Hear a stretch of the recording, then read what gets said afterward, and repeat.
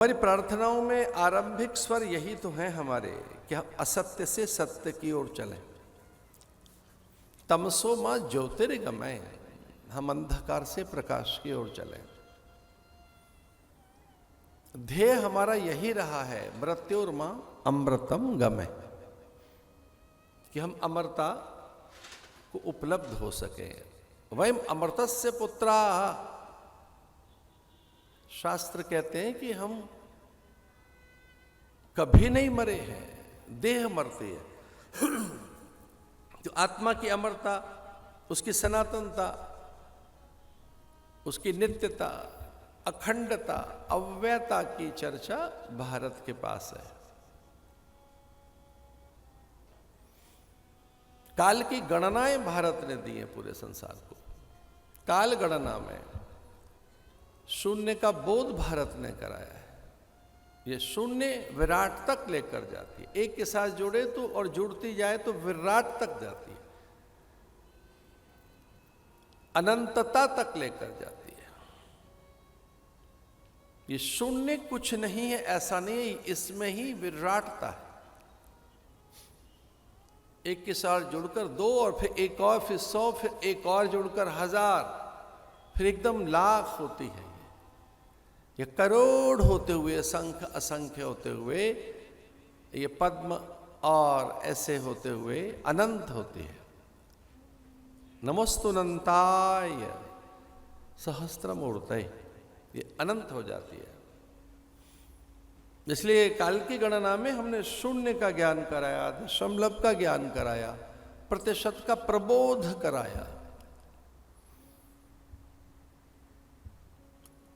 आज भी संसार भर के गणितज्ञ, आविष्कारक, विचारक, अभियंता, चिकित्सक और आर्टिफिशियल इंटेलिजेंस की हल्की फुल्की समझ रख रहे लोग, वो कहते हैं क्या आर्टिफिशियल इंटेलिजेंस की बात करो। उसके पार सत्यता का ज्ञान जिनके पास है वो भारतीय है।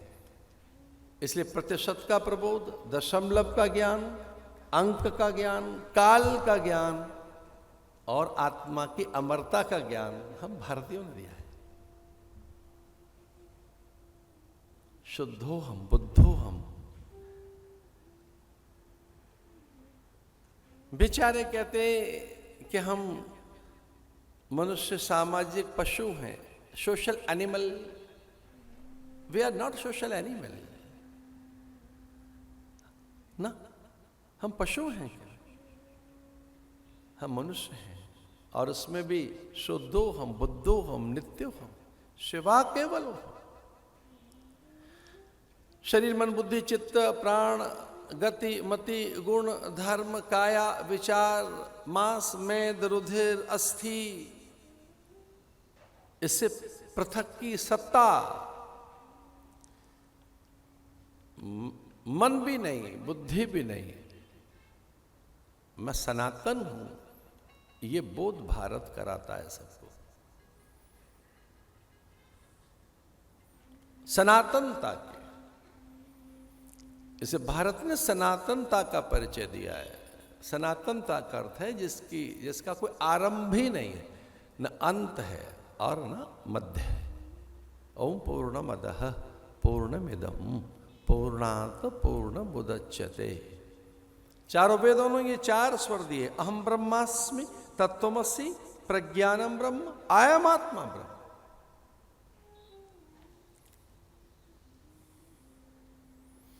आदि कवि वाल्मीकि को ब्रह्मा ही माना गया है। इस रामायण में वाल्मीकि देखने में वाल्मीकि है, अन्यथा तो वो स्वयं ब्रह्म है।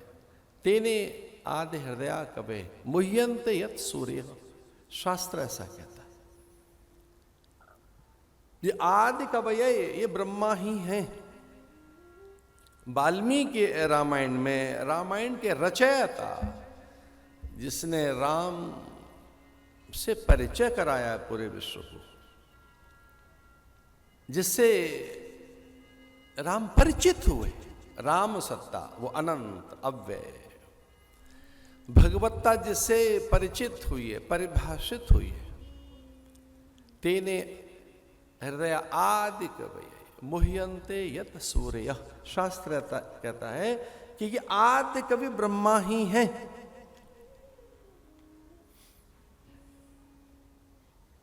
वंदे कवीश्वर कपीश्वरो, ये कवीश्वर कोई और नहीं, स्वयं ब्रह्मा है। कपीश्वरो, ये कपि हनुमान कोई और नहीं, शंकर स्वयं केशरी नंदन, तेज प्रताप महाजग वंदन, इसलिए स्वयं केशरी नंदन। स्वयं अनेक स्थानों पर है, अनेक प्रमाण हैं कि वे एकादश में रुद्र हैं, किम पुरुष हैं।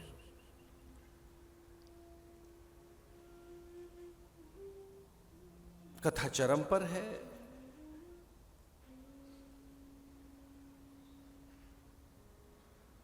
भरत विजयी होके लौटे हैं।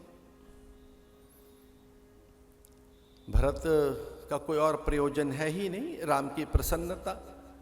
राम के मुखमंडल पर म्लानता ना आए, विषाद ना आए। राम के अंतःकरण में व्यथा, क्षोभ और किसी कारण से कष्ट न हो। भरत का यही प्रयोजन है।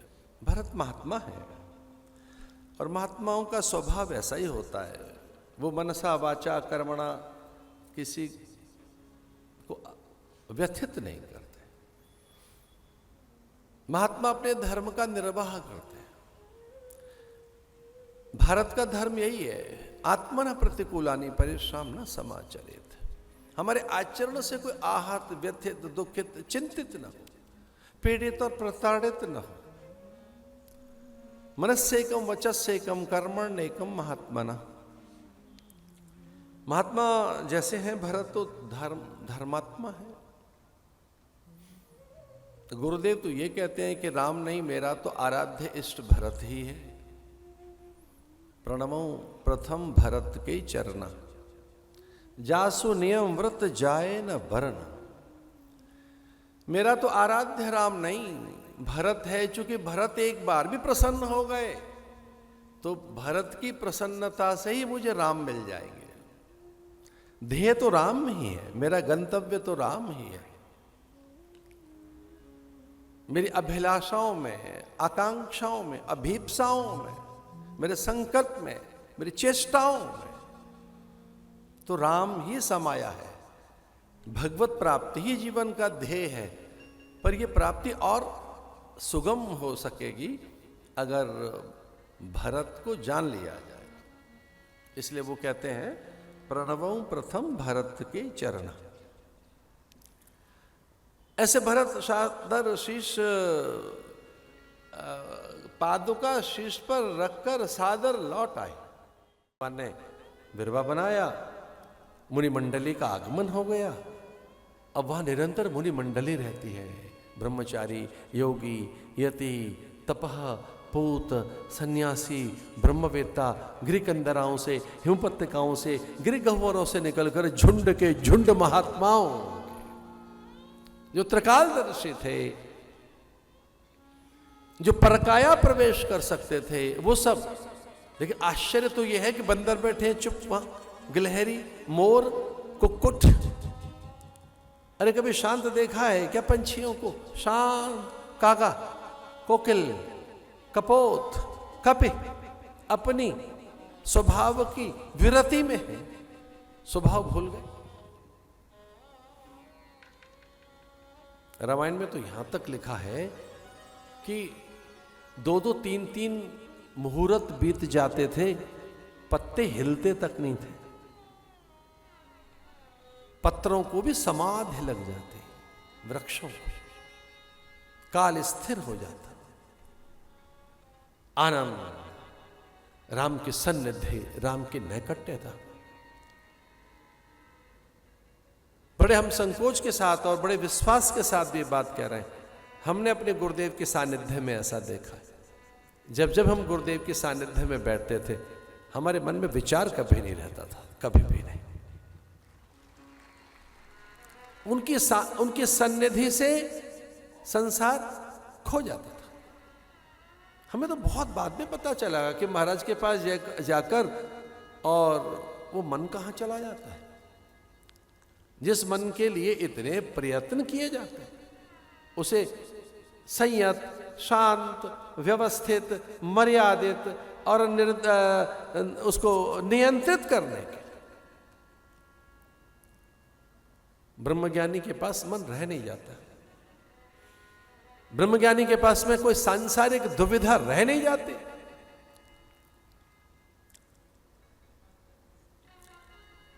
मुनि मंडली के बीच में रहा।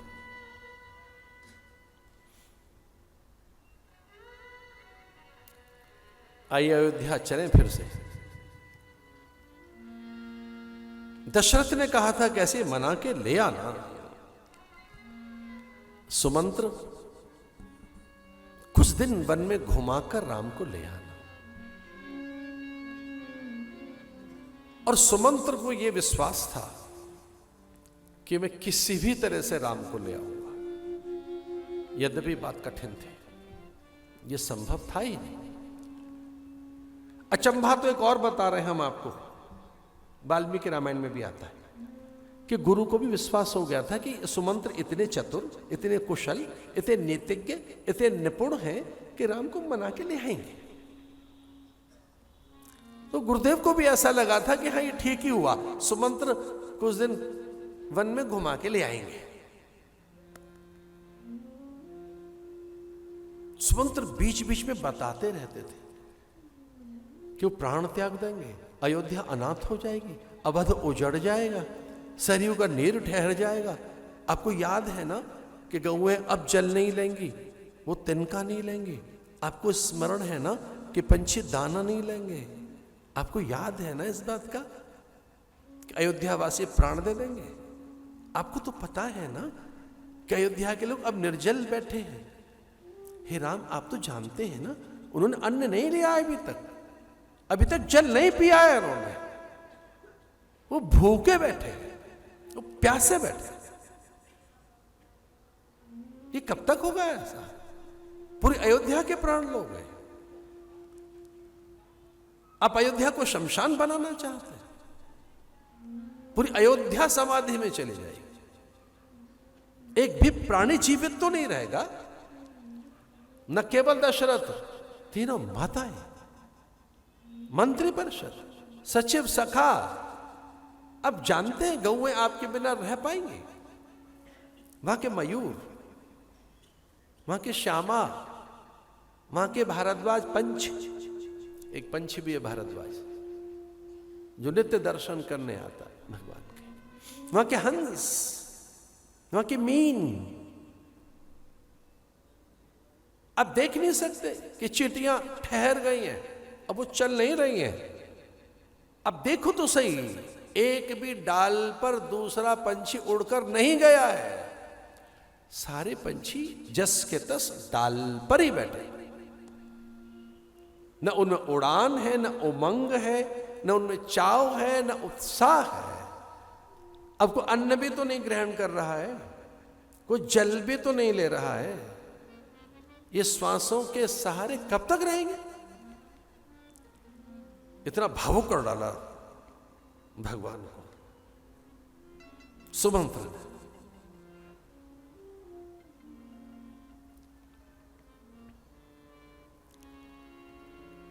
तो अब प्राण जब नहीं रहेंगे दशरथ के बिना, राम के बिना दशरथ के,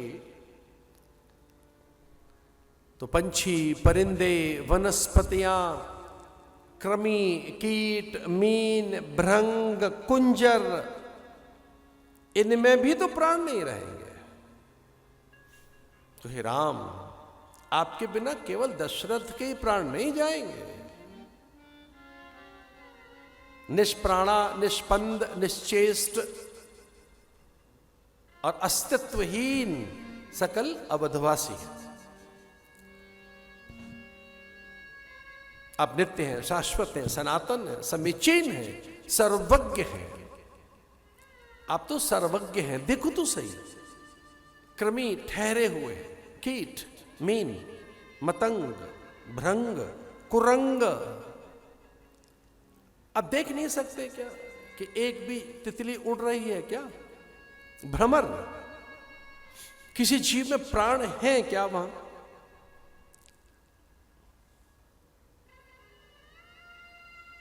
पूरी अयोध्या न केवल अन्न त्याग कर बैठी है, वो जल भी ग्रहण नहीं कर रहे। पूरी अयोध्या में निश्चेष्टता है। संपूर्ण अयोध्या के प्राणियों में स्तब्धता है। कोई प्राणी परस्पर वहां संवाद तो नहीं कर रहा है, रो रहे हैं वो तो।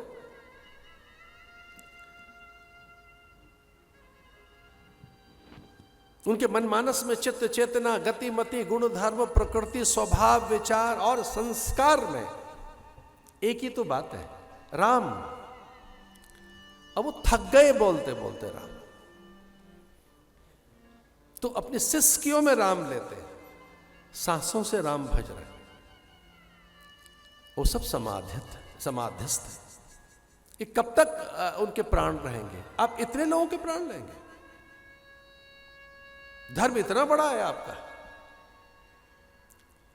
आप इस धर्म की रक्षा के लिए इस ढंग तक जाएंगे कि आपके पिता के प्राण जाएं, माताएं प्राण ही ना हो जाएं, और ये कृमि कीट मीन मतंग भृंग कोकिल कागा और गौ माताएं